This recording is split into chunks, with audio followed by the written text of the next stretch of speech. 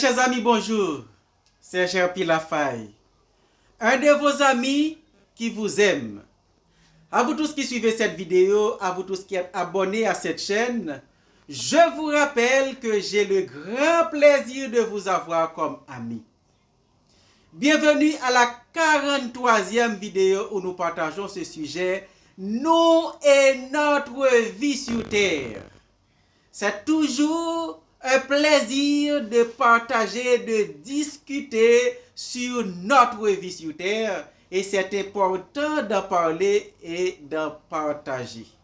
C'est important d'avoir de bonnes connaissances sur la vie sur Terre, d'avoir une bonne interprétation des conditions de vie, car ces bonnes connaissances nous permettront de prendre de bonnes décisions pour notre vie et pour notre futur.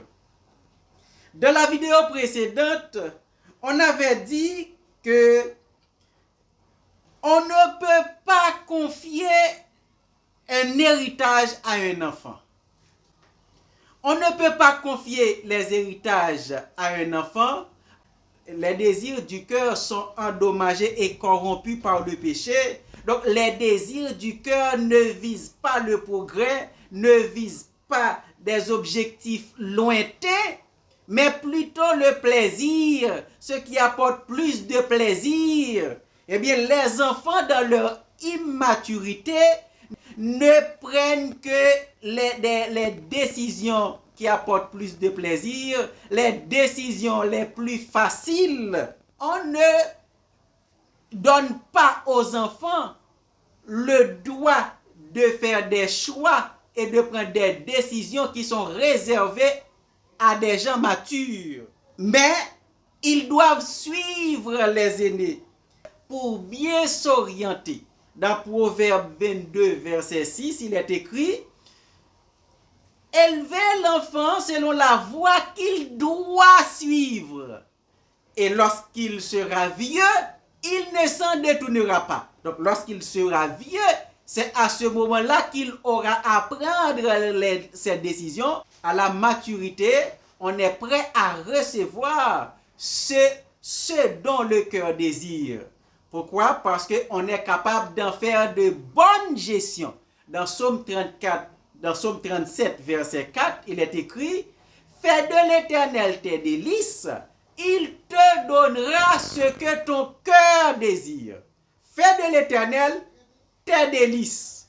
Pourquoi il te donnera ce que ton cœur désire? C'est parce que celui qui est capable de faire de l'Éternel ses délices, c'est celui qui est mature. Eh bien, celui qui est mature, il est capable d'avoir les mêmes désirs, les mêmes volontés que Dieu. Donc, ce que Dieu désire, il peut le désirer aussi. Ce que Dieu aime, il peut l'aimer aussi. À ce moment-là, il est mature. Et il est prêt à recevoir les héritages. Celui qui est mature, il choisit ce qui est bon pour lui, ce qui amène au progrès, ce qui est conforme à la vérité, ce qui est conforme à la volonté de Dieu. Dans Romains 12, verset 2, il est écrit: ne vous conformez pas au siècle présent, mais soyez transformés par le renouvellement de l'intelligence. Soyez transformés par le renouvellement de l'intelligence. Et c'est à ce moment-là qu'on pourra discerner la volonté de Dieu pour savoir ce qui est bon, ce qui est agréable, ce qui est parfait. Donc, c'est la maturité qui permet d'appliquer une telle parole. De ne pas se conformer au siècle présent, car le siècle présent est très séducteur. Le siècle présent prône le plaisir, prône l'immoralité, prône l'abomination, mais celui qui est mature est capable de réfuter tout ce que le siècle présent, le postmodernisme nous encourage à faire. Il faut avoir la maturité pour ça. celui qui est mature, ce n'est pas que son cœur n'a pas de mauvais désirs, mais tout simplement c'est parce qu'il est capable de penser aux conséquences de son comportement, penser aux conséquences de ses décisions, il est capable de penser aux conséquences de ses choix, alors il est capable de faire les choix les plus judicieux. Il est capable de prendre les décisions qui sont bonnes et qui auront des conséquences beaucoup plus satisfaisantes. Mais étant enfant, on n'est pas capable de penser aux conséquences. À ce moment-là, on va prendre les décisions les plus faciles, les décisions qui apportent plus de plaisir. Les conséquences seront regrettables, mais il faut être capable d'y penser pour éviter ces décisions-là. Car les décisions les plus faciles, les décisions les plus douces et agréables à vivre sont les décisions les plus séductrices. Les enfants ne peuvent pas repousser ce genre de séduction. À ce moment-là, les enfants, eh bien, ils vont prendre les décisions et c'est les décisions les plus faciles, ce sont des décisions qui amènent à la perdition, qui amènent à l'échec. Donc, il faut être mature pour pouvoir prendre les décisions qui sont bonnes et faire les choix qui sont judicieux. Donc, lorsqu'on est mature, on sait ce qui est bon et on peut prendre les décisions qui sont bonnes. On peut désirer ce qui est bon parce que on est au-dessus de toute folie. On est au-dessus de toute folie. Donc celui qui est mature, il est capable de renoncer à tout désir de folie. C'est pourquoi celui qui est mature, il est capable de suivre Christ. Dans Matthieu 16, verset 24, il est écrit, Jésus lui dit, si quelqu'un veut venir après moi, qu'il renonce à lui-même, qu'il se charge de sa croix et qu'il me suive. Si quelqu'un veut venir après moi, si quelqu'un veut suivre Christ, qu'il renonce à lui-même. D'abord, qu'il renonce à lui-même. Renoncer à tout ce qu'on désire, renoncer à tout ce qu'on aime, pourvu qu'il est contraire à la volonté de Dieu, même lorsque ça fait les délices, même lorsque ça apporte le plaisir, même lorsque ça apporte de grandes satisfactions, on doit être capable d'y renoncer. Et c'est ça la différence entre les enfants et les gens matures. Les enfants ne peuvent pas renoncer à ce qui apporte plus de plaisir, à ce qui est plus facile. Mais même lorsque les conséquences sont regrettables. Mais les gens matures pensent d'abord aux conséquences, puis prennent les décisions. Si les enfants pensent au plaisir, pensent à la satisfaction avant de prendre les décisions, les gens matures pensent aux conséquences d'abord. Et c'est pourquoi les décisions sont bonnes parce que les conséquences sont déjà analysées pour pouvoir regarder, pour pouvoir identifier celles qui sont bonnes.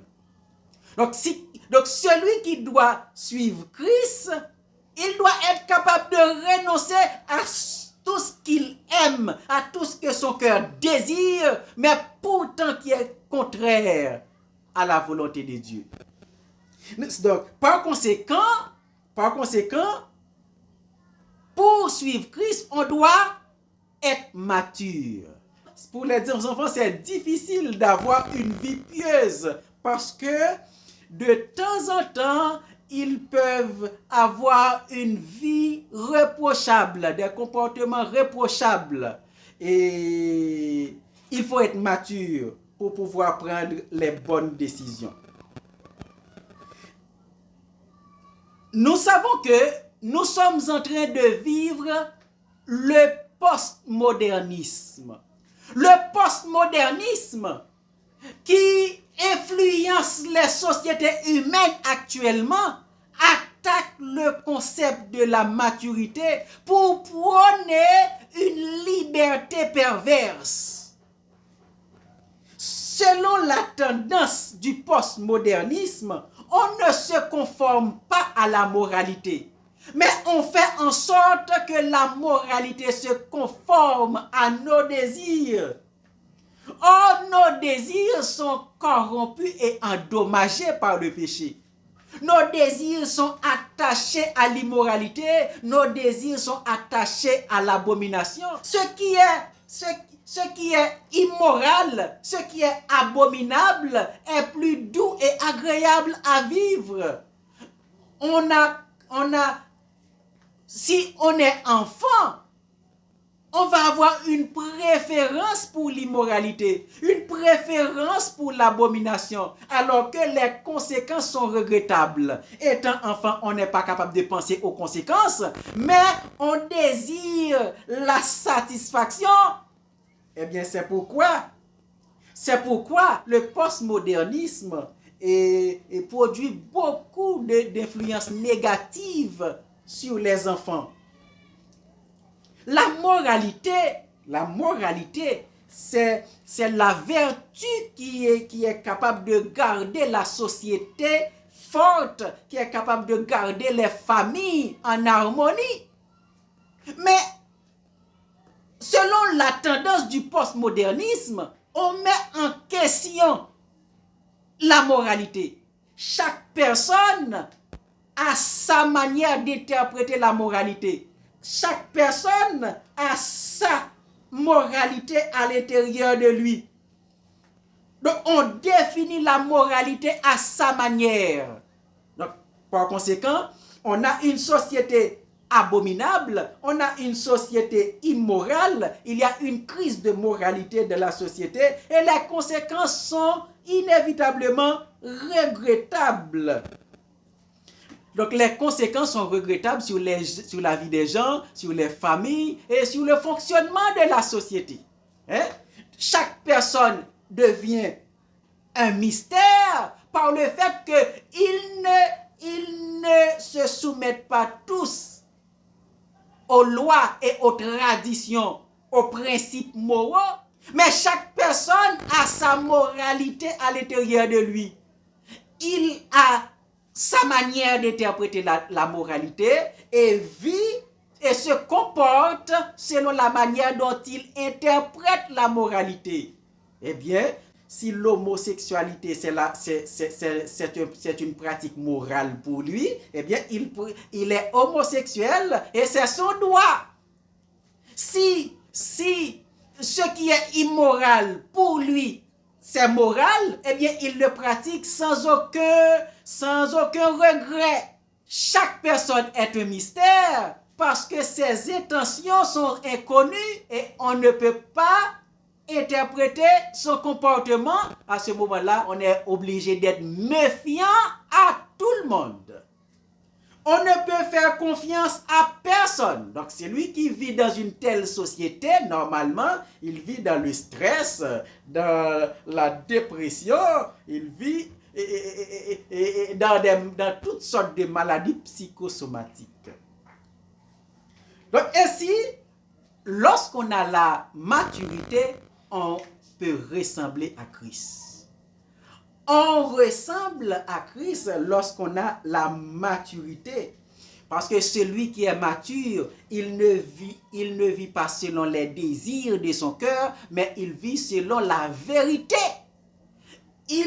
Ce n'est pas que son cœur n'a pas de mauvais désirs, mais il est capable de renoncer à ses désirs et même sacrifier ses désirs pour pouvoir faire la volonté de Dieu. La maturité doit être un objectif pour chaque humain, quelle que soit votre tendance religieuse, quels que soient vos objectifs. La maturité vous permet d'avoir un comportement responsable. Lorsque nous avons la maturité, nous pouvons recevoir l'héritage. Nous pouvons recevoir les richesses parce que nous sommes capables de faire les bonnes gestions. Et lorsque on est heureux, lorsque on réussit, on a envie de faire des bêtises. On a envie de satisfaire les désirs de la chair. On a envie de satisfaire les désirs du cœur. Or, les désirs du cœur sont attachés à l'immoralité. C'est pourquoi, lorsqu'on est heureux, on a envie de faire des bêtises. Et c'est là l'importance de la maturité. Même lorsque vous êtes heureux, même lorsque vous réussissez, eh bien, vous êtes capable de garder un comportement responsable. Vous êtes capable de garder un comportement conforme à la volonté de Dieu. Ainsi, le postmodernisme prône une tendance qui conduit à l'immoralité, qui conduit à l'abomination. Il faut être mature pour garder un comportement responsable. Il faut être mature pour rester conforme à la vérité. Dans la prochaine vidéo, on en parlera davantage. Éternel Dieu des cieux, je te remercie pour tous les amis que tu m'as donnés sur les réseaux sociaux. Merci pour toutes les paroles que nous sommes capables de partager, qui peuvent nous orienter, qui peuvent nous conduire à prendre de bonnes décisions pour notre vie sur terre et pour notre vie future. Permets, oh Dieu, que toutes ces paroles puissent servir à tous mes amis pour les amener à prendre de bonnes décisions pour que leur futur soit heureux. Au nom de Jésus, je te prie. Amen.